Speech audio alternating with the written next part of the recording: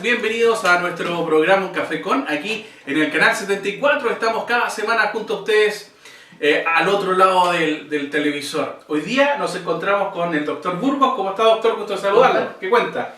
Muy bien, Claudio. Mucho frío estos días, ¿no? Muy helado, muy frío. Y bueno, con todas estas bajas temperaturas, por supuesto, las enfermedades respiratorias empiezan ¿Cómo a incrementarse. Efectivamente, queríamos conversar de eso, pero ¿cómo se han incrementado las enfermedades respiratorias en este último tiempo? Me imagino, bueno, usted está ahí en la urgencia, donde las papas queman, como se dice en buen chileno. Cuéntenos cómo está el servicio. ¿Se ha visto un aumento importante en este último tiempo de las enfermedades respiratorias? Mira, el número de consultas, digamos, por cuadro respiratorio ha aumentado significativamente en las últimas semanas, y eso, de alguna manera, coincide con las informaciones que desde el punto de vista del Ministerio se han entregado respecto al país entero. Y por supuesto que las bajas temperaturas influyen porque producen un efecto sobre las vías respiratorias que enlentecen muchos de los mecanismos de defensa que tienen las vías respiratorias frente a virus o frente a, por ejemplo, alergenos, elementos externos, como de polución, digamos, de contaminación. Y con las temperaturas bajas hace que la gente esté mucho más junta, ¿cierto? Claro. Haya más aglomeraciones y por lo tanto la circulación de virus es mucho más fácil, por lo tanto los cuadros respiratorios tienden a incrementarse. El servicio de urgencia, como estaba planteando, ciertamente han aumentado el número de consultas por cuadros respiratorios y también se han incrementado por hospitalizaciones por este motivo.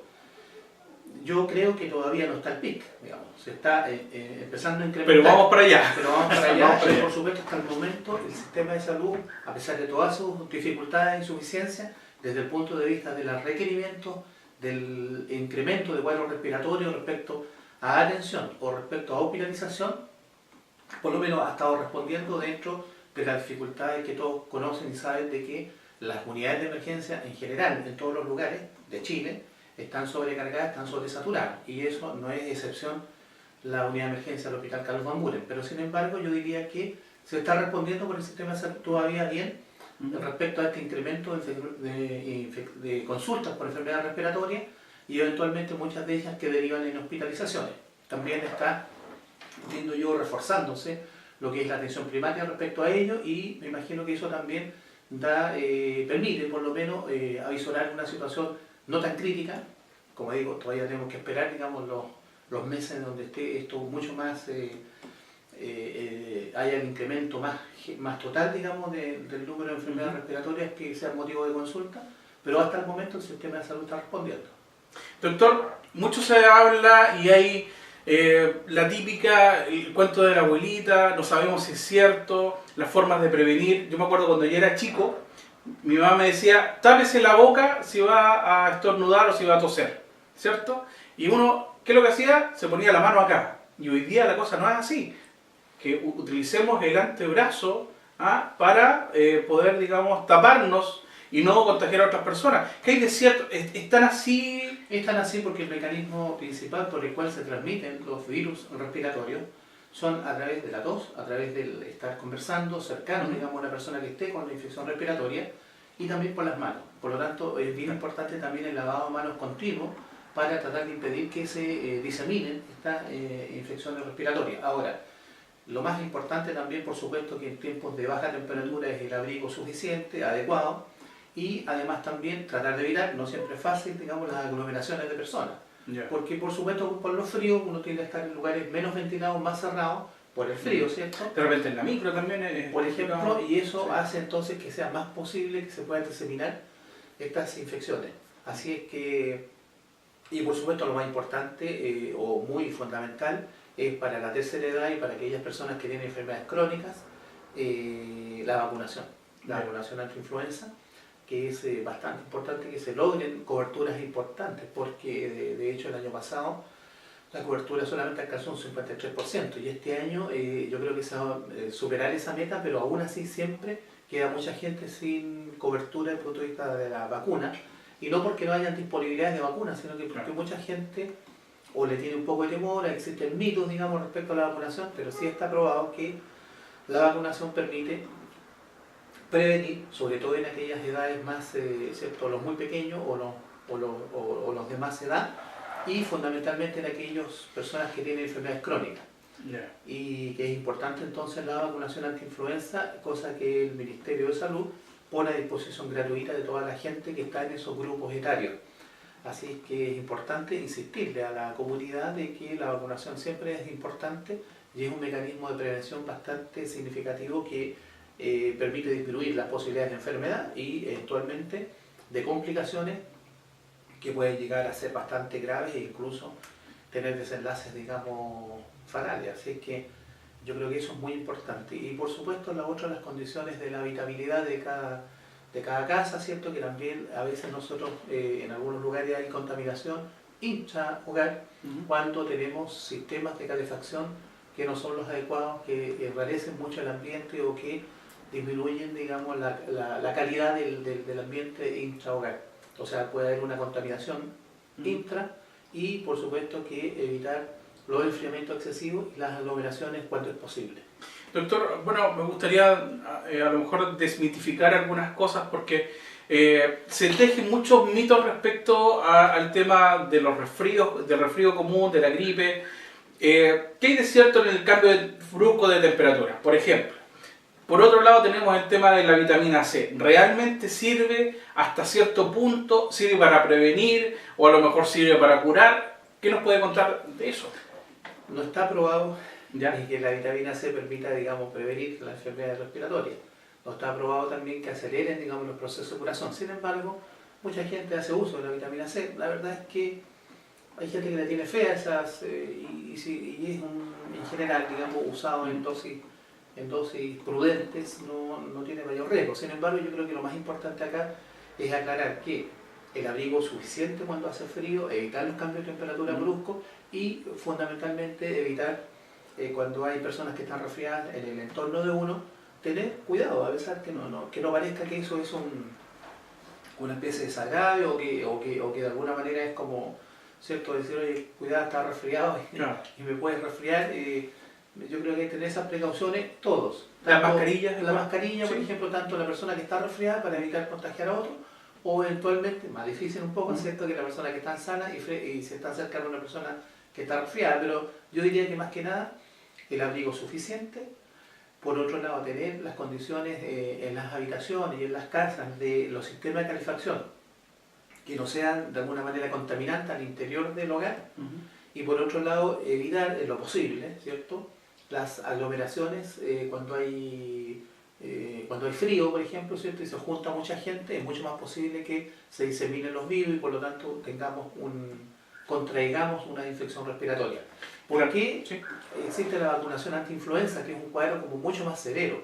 Es como una gripe, pero especialmente severa, que puede traer complicaciones grandes y es para lo cual se vacuna. Y cada año tiene que hacerse una vacuna diferente porque los virus tienen mucha capacidad de mutación y por lo tanto van cambiando. Es decir, la vacuna de hace 2 años o 3 años no sirve para proteger de la influenza de este año. Tiene que prepararse cada año según las cepas que se van, los especialistas van recogiendo y van diciendo cuáles van a ser las que este año, por ejemplo, van a afectar.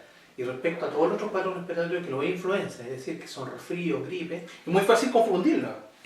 No es tan, sí, se pueden confundir, pero sin embargo, la característica principal de la influenza es que es un cuadro severo, grave, que por lo menos va a lanzar a la cama a la persona por lo menos 5 días, que va a estar en condiciones bastante, digamos, debilitadas. En cambio, los otros resfríos uno sabe que son mucha congestión, que tiene dolor de garganta, tos, ¿me entiendes? Pero que el cuadro le permite seguir funcionando en general. Pero la mayoría de estos otros cuadros, que no son la influenza, tienen relación, sí, con que también, como tienen mucha capacidad de mutar, por eso que no existe o no es posible preparar una vacuna, por ejemplo, para no resfriarse, sino que hay el mecanismo para resfriarse menos es tratar de evitar el contagio con otras personas y las aglomeraciones en lugares cerrados. Doctor, hemos estado conversando durante toda la semana, porque fue el gran tema de la semana, los anuncios de la presidenta Bachelet en su último digamos, declaración, digamos, por última vez, digamos, en este gobierno. Y precisamente habló de la extensión de la línea del tren, que hoy día llega solamente hasta Limache, poder extenderlo hasta La Calera. ¿Cuál es su apreciación respecto a este tema? Yo creo que eso sería un gran logro porque por supuesto que viene a dar respuesta a mucha gente que vive en esos lugares y que tiene una dificultad de conectividad respecto, digamos, muchos trabajan en la zona más central, digamos, claro, de la región, ya sea en Quilpué o pueden trabajar en Viña del Mar o en Valparaíso incluso, y por supuesto que el transporte diario, digamos, es bastante extenso cuando se viene por bus, y además que con todas las otras consideraciones de seguridad, etcétera. Y por lo tanto ese es un anhelo muy sentido por toda la gente de la zona interior que está en estudio de factibilidad y que significa una gran cantidad de recursos a involucrar por el nivel central. Y ese compromiso que adquirió la presidenta me parece, digamos, favorable, me parece muy positivo, sobre todo para la gente de esos sectores, que les permitiría ciertamente tener una conectividad, digamos, adecuada, sobre todo porque mucha de esa gente trabajan, como les decía, más al interior de la región. Y mucha gente del interior también viene a trabajar a Valparaíso.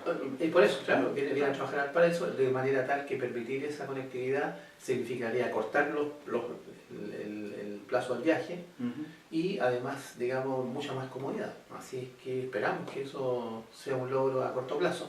Hubo el compromiso y yo creo que los recursos están provisionados respecto a que eso pueda ser realidad en el corto plazo. En el caso del tren, hemos sabido que en algunos sectores se ha estado conversando, se ha estado hablando, incluso en Limache me parece que en Olmué hay una tarifa rebajada para adulto mayor y se ha estado especulando y viendo la posibilidad de que esto se pueda hacer extensivo a Valparaíso, no solamente en el tren, sino que en el resto del transporte. ¿Usted lo ve muy lejos esto que se pueda realizar? O sea, yo no lo veo en el corto plazo, pero sin embargo me parece importante de que de alguna manera se entregue una señal potente y fuerte respecto a que nuestro país demográficamente está cambiando. Y demográficamente, digamos, nuestro país tiene una gran cantidad de tercera edad, mucho mayor que otros países. Está cambiando la composición etaria, digamos. De hecho, hace poco salía en la prensa, ¿cierto?, a través de un estudio, que por ejemplo la cantidad en el año 70, la cantidad de personas menores de 14 años era de cerca de un 40%. Sin embargo, en cifras del 2015, esto ha llegado a cifras cercanas al 20%, es decir, hay pocos niños. Sí, claro. De hecho, comparado con hace unos 2 o 14 años atrás, en estos momentos hay 400.000 menos menores de 14 años. O sea, importante. Antes, en ese periodo eran como cerca de 400.000, un poco más. Y actualmente son 360.000, o sea, hay 3.600.000, o sea, 4 millones con 3.600.000. O sea, ha disminuido más de 400.000 personas los menores de 14 años. Y eso es porque las tasas de fecundidad han ido variando, digamos, en la mujer chilena. Las explicaciones son varias, digamos, pero en concreto, por ejemplo, en los años 70, el promedio de hijos por mujer era de cerca de 5 hijos. Ya por el año 75-80, ese porcentaje bajó a 3 por mujer. Y actualmente la tasa de fecundidad es de 1,8 por mujer. Eso quiere decir que, por ejemplo, hogares que tienen, de los hogares que tienen hijos, de todos los hogares, porque se ha incrementado también los hogares y parejas que no tienen hijos por decisión, por propia decisión. Pero de aquellos hogares con hijos, más del 50% tienen solamente un hijo. Que no es lo que uno creería, digamos. Impresionante cifra. Es una cifra impresionante. Es decir, más de los hogares que tienen hijos en Chile, cerca del 58% tienen un solo hijo. Otro alto porcentaje, solamente 2, y pequeños porcentajes, 3, y solamente un 2% más de 3. A diferencia de lo que ocurría, ¿cierto?, en los años 60 y 70. Ahora, ¿por qué? Por supuesto que está de por medio la planificación familiar, ¿cierto? Todos los sistemas de anticonceptivos que de alguna manera fueron instaurados, digamos, como una manera de protección a la maternidad también, porque también el número mayor de hijos significaba que en el pasado también era mucha más la mortalidad infantil, había distintas circunstancias que hacían más difícil cuidar más niños. Claro. También había un tema, digamos, de mortalidad materna, también, que se incrementaba, ¿cierto?, con mayor número de hijos, Pero al mismo tiempo también ha ocurrido que en estos momentos en que el acceso a la mujer, por ejemplo, a poder estudiar, a poder trabajar, es mucho mayor, pero sin embargo eso coarta un poco las posibilidades de la maternidad. Claro, puede desarrollarse, digamos, profesionalmente. Claro, porque también no están dadas todas las condiciones para que la maternidad en la mujer trabajadora se dé en las condiciones adecuadas, de tal manera que muchas mujeres optan no porque no está estudiado todavía esto, porque optan o no, pero en general uno puede ir a pensar que optan por tener menos hijos no porque no quisieran tener más, sino que porque las condiciones laborales, las condiciones de tener que seguirse preparando, haciendo estudios, digamos, excepto profundizar más estudios, estudiar más tiempo, hacen que el momento que ellos consideran adecuado que pueden tener hijos es ya en una edad sobre los 32, 34 años. Y eso está bien comprobado que se ha ido postergando la edad de la maternidad, sobre todo las personas que tienen profesiones, ¿cierto? Que han dedicado muchos más años a estudiar. Entonces, de alguna manera hay una mezcla de realización personal, como dice usted, don Claudio, pero también un tema de que probablemente las condiciones que nuestra sociedad ofrece desde el punto de vista laboral, de apoyo a la mujer trabajadora, no son todos los adecuados que deben ser, a pesar de los avances que han habido en los últimos años. Han habido avances. Más jardines infantiles, sí. el postnatal, digamos, para poder tener una lactancia materna más extendida, es decir, una serie de apoyos de nuestra sociedad respecto a la maternidad. Sin embargo, aún esos incentivos no han sido suficientes como para cambiar el panorama desde el punto de vista demográfico, y entonces tenemos esta situación en que la tasa de fecundidad de la mujer chilena ha bajado, pero por decisión propia, Claro. no porque sea una cosa biológica, digamos, o médica, sino que porque se decide tener menos hijos, y como les decía, la cifra bastante dura es que de las familias con hijos, un 58% tiene solamente un hijo, cosa que no ocurría probablemente, y todo, por lo menos en el caso mío, que soy... ¿Cuántos hijos ustedes?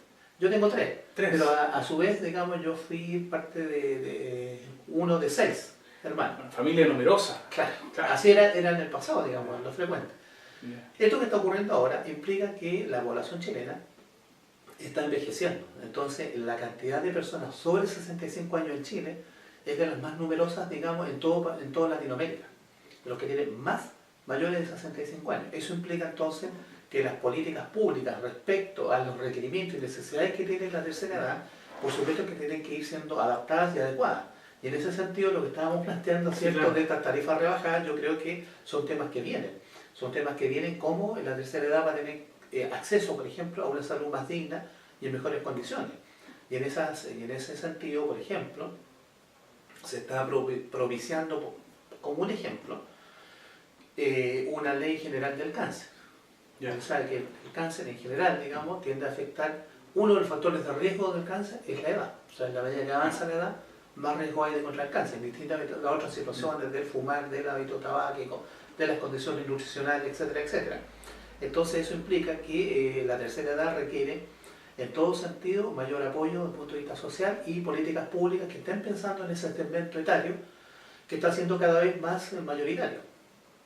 Y no estoy tan claro de que todos los, por ejemplo, candidatos presidenciales estén, digamos, sosteniendo todas estas situaciones que probablemente va a requerir los mayores de 60 o 65 años en Chile, que cada vez son más, que hay un tema previsional, ¿cierto?, de recursos, que es un tema que hay que ponerle fin, digamos, o hacer cambios sustanciales en lo que es la previsión, porque mucha gente que, ¿cierto?, sobrepasa o jubila, ciertamente sus jubilaciones no van a dar cuenta del trabajo que realizó durante tantos años y al mismo tiempo no van a ser suficientes, digamos, para poder llevar los últimos periodos de vida, ¿cierto?, que se supone jubilados, que deberían ser más tranquilos, y sin embargo muchas veces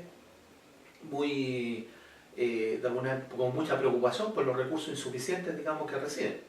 Además que en general, a pesar de los soportes, digamos, que hay al punto de vista social de la salud, muchas veces se tiene que incurrir en gastos de medicamentos caros, no todos resueltos, ¿cierto?, por el sistema público, sí, claro, y que hay que comprar, y que muchas veces en las personas de tercera edad se llegan a constituir en el 60% del gasto, o sea, de su canasta familiar, un gran porcentaje utilizado en medicamentos. Sí.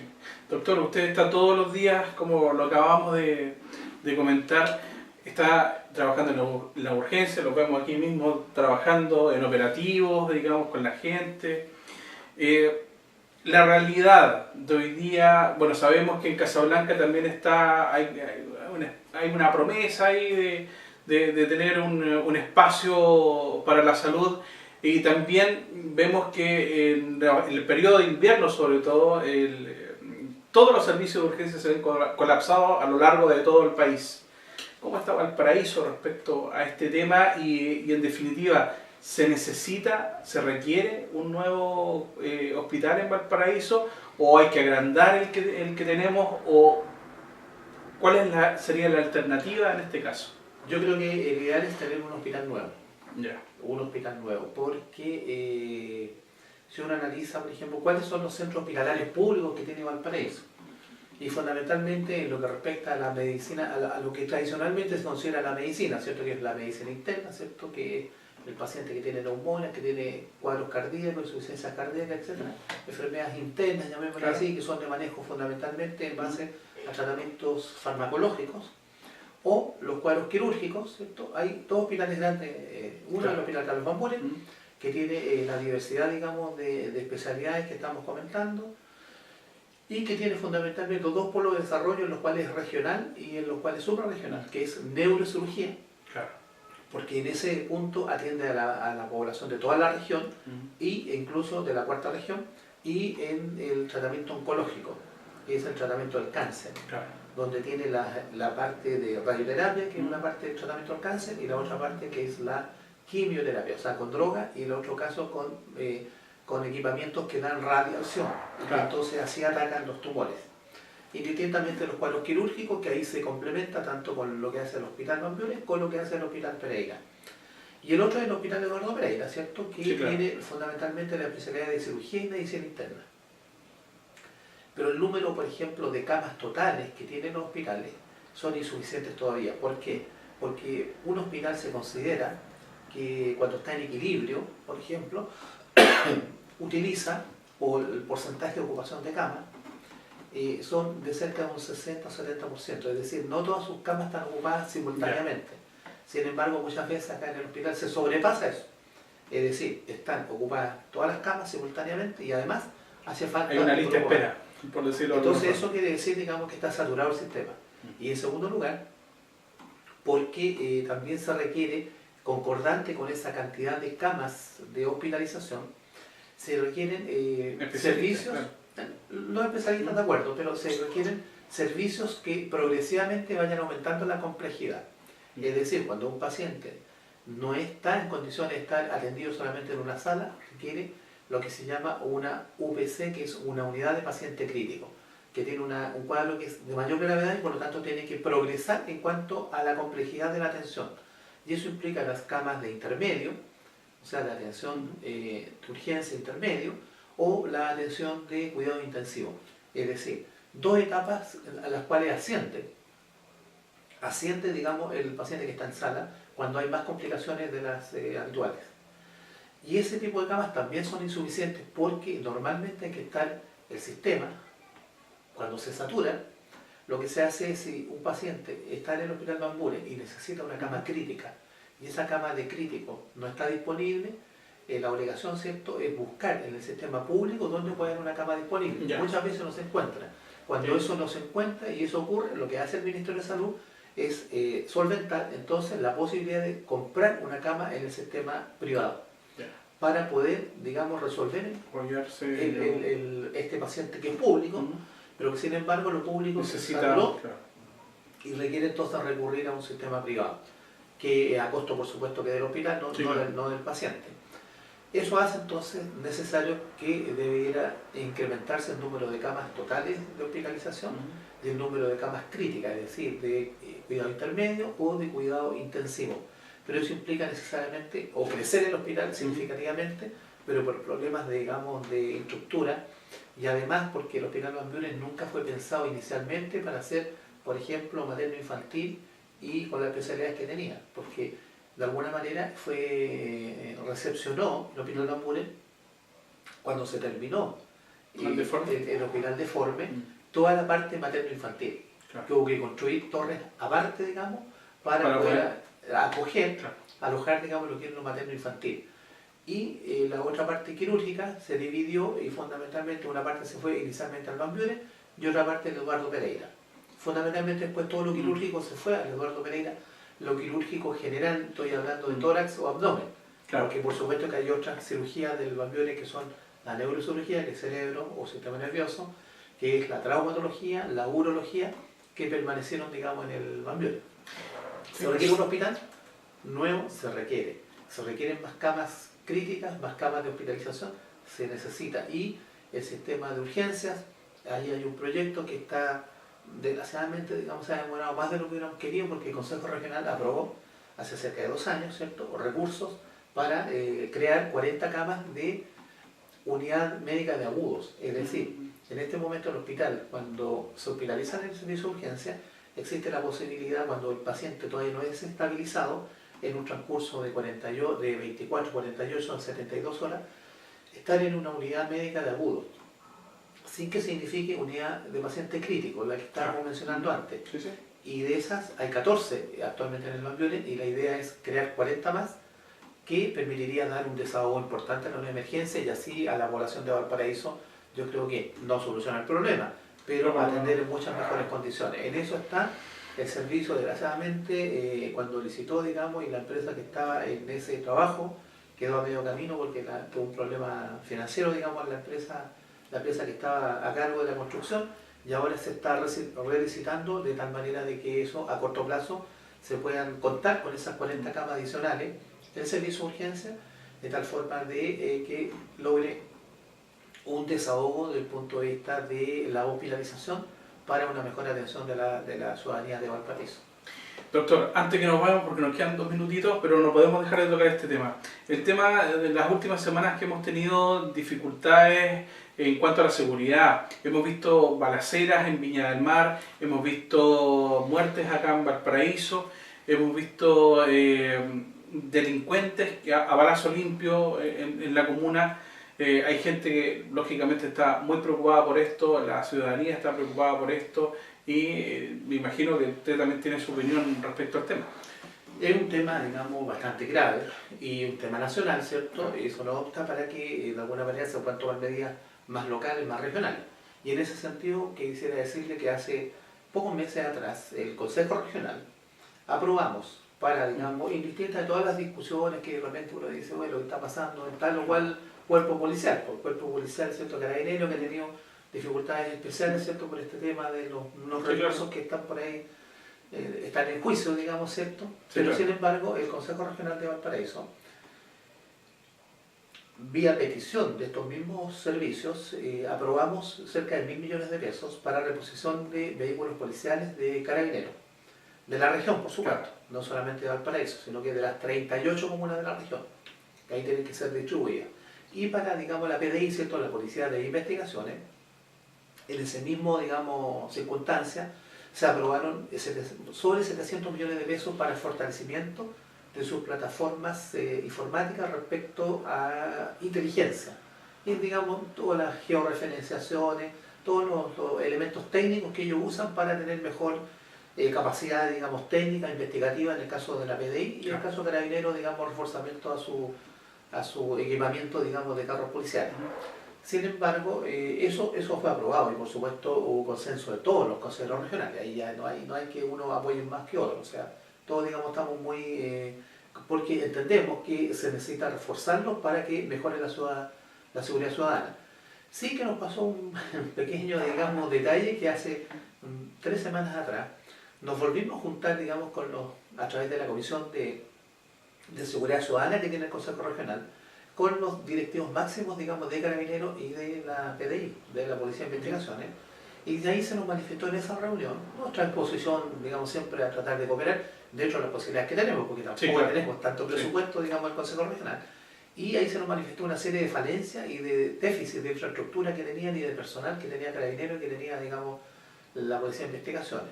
Pues bien, la conclusión de esa reunión fue que íbamos a poner a estudiar, digamos, nuevas posibilidades de también concurrir en apoyo a estas instituciones. Pero fue un poco sorpresivo que a la semana siguiente vino el subsecretario, digamos, del Interior, Alewi, ¿cierto? Sí. El señor Alewi, Y ahí, de alguna manera, después de una reunión en la cual no pudieron concurrir los cores, cosa que nos pareció mal, ahí se habló que no sé por qué los cores no podían estar, y no estábamos hablando de todos los cores, sino que específicamente del presidente del Consejo Regional y actualmente de los encargados de la Comisión de Seguridad Ciudadana, ¿cierto? Que puede ser el presidente y vicepresidente de la comisión. Sí. Tampoco pudieron estar presentes. Fue como de alguna manera un poco un agravio, ¿cierto?, al cuerpo de core, porque nosotros tenemos una legitimidad que nos da el voto popular. Fue sorpresivo notar que después de esa reunión, digamos, de la anterior, ¿cierto?, que había habido una serie de manifestaciones de parte de los directivos de la PDI y de Carabineros respecto a las falencias que tenían en infraestructura y en personal. Sin embargo, después que vino el discurso de ellos, o lo que ellos manifestaron a la prensa, fue que no habían tales déficits, no habían tales necesidades y falencias, digamos. Nos pareció llamativo, por decirlo menos, que en una reunión se nos manifestara, digamos, con urgencia, que necesitaban que nosotros apoyáramos económicamente, y sin embargo, después que vino el subsecretario, no sé si a lo mejor le ofrecería más recursos, digamos, por otro lado. Puede ser. Pero eso, digamos, de alguna manera nos pareció que tenemos que tener unas nuevas reuniones, digamos, con Carabineros y con la PDI, de tal manera que nos pongamos de acuerdo y que no tengamos estas diferencias, digamos, de opiniones, porque la disposición del Consejo Regional es apoyar la seguridad ciudadana y en este caso fortalecer el trabajo que puedan realizar, y si se requieren recursos, la PDI y Carabineros, para que paliar, digamos, y mitigar un poco esta situación, como tú dices, de tanta inseguridad, o sea, mucha incertidumbre, ¿cierto?, cuando una persona va a salir, si después de eso va a ser asaltada o no va a ser asaltada, si va a ser robada o no va a ser robada, digamos. Entonces hay una sensación de vulnerabilidad que yo creo que hay que atacar de raíz, porque además, seamos sinceros, tenemos el gran problema del narcotráfico que está, desgraciadamente. Nosotros siempre pensábamos que éramos el lugar de paso, que, ¿cierto?, lo atribuíamos a otros países lo que estaba pasando, y sin embargo yo creo que se instaló y es un tema que hay que ponerle atajo, que tiene que hacerse todo el esfuerzo de la sociedad entera respecto a una situación que si no se va a escapar de las manos. Exactamente, doctor, la verdad es que es un tema que podemos hablar mucho tiempo más, pero bueno, se nos ha acabado el tiempo, así que queremos agradecerle, doctor, por estar con nosotros hoy día y los invitamos para una nueva oportunidad. Muchas gracias por la invitación y un gran saludo para todos la teleaudiencia. Muchas gracias, doctor, y con ustedes seguimos la próxima semana con otro Café con. Que lo pase bien. Chao, chao.